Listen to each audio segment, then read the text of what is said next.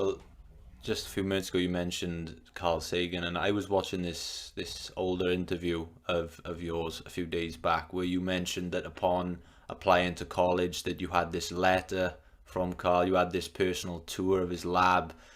So obviously that would have had a massive impact on you. But how has that gesture had an effect on the way in which you conduct yourself with young students?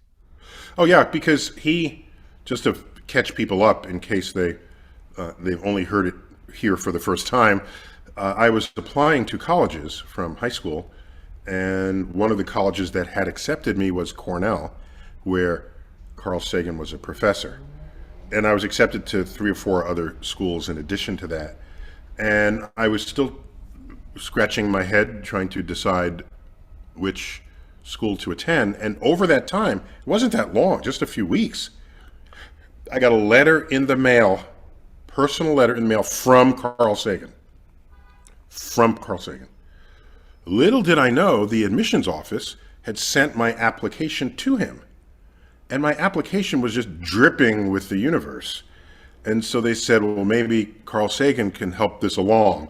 So he sent me the note, invited me up to show me the lab, and I went. Okay, it was a bus ride, a 4.5 hour bus ride from New York City to Cornell in Ithaca, New York.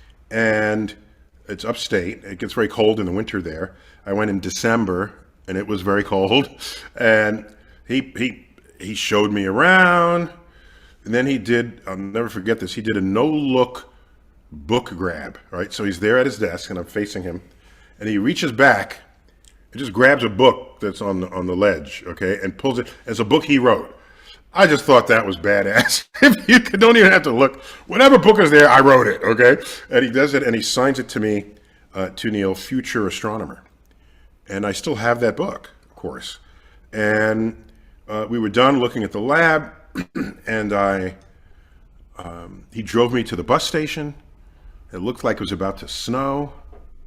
And he said, if it snows harder and the bus can't get through, here's my phone number. You spend the night with my family. And you can leave tomorrow. I was like, whoa. Who? He doesn't know me. We don't know each other. We only just met, right? What accounts for this invested energy?